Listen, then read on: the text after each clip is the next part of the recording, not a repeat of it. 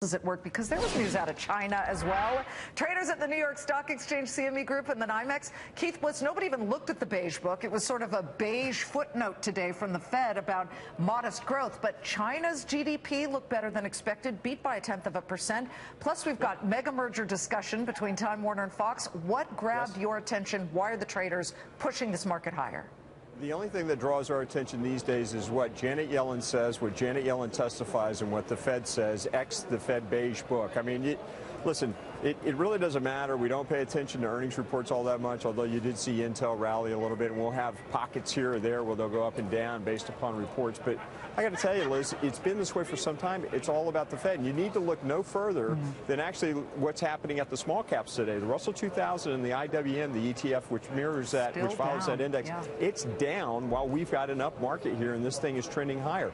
Primarily because of what she said yesterday about she's concerned about overvaluations in biotechs in some of the social networking names. So therein lies the issue. We just listen to what she says. The market trades off of that, and everything else really doesn't matter. Well, as from this year-to-date chart, you see that we've pretty much lost our gains for the year. I need to get to Elliott Warren because there are gains down at the NYMEX. We got the inventory numbers for the week. This caught my eye because we saw a contraction in inventories today that was big enough that people said, ooh, supply's shrinking. Let's push up this price. How much further does this go, though? Well, you know, Liz, I was on here last week. We were talking about like psychological support of crude around $100, and I'm actually kind of bearish. I believe that crude should be cheaper. I saw the numbers myself. We finally dipped below $100 over the last couple of days, got down to just over $99, like you said earlier, and then we had a good bounce up today. You know, my personal opinion is that it should go lower from here.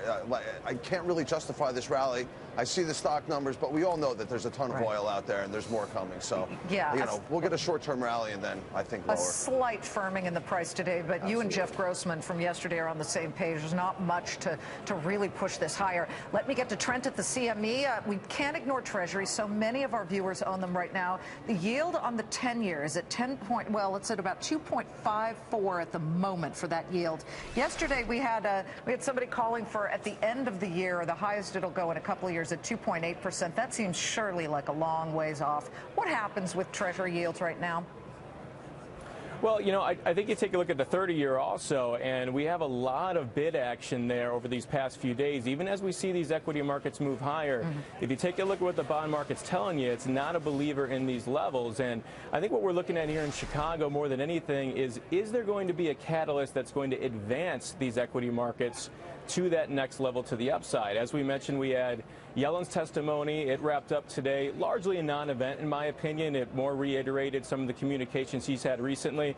Liz, you mentioned on the way in, we had good data out of China. We've had earnings so far that have been fairly good as well, and we really haven't seen anything new as far as that next leg up. We're hanging out right here at these highs from a couple weeks ago.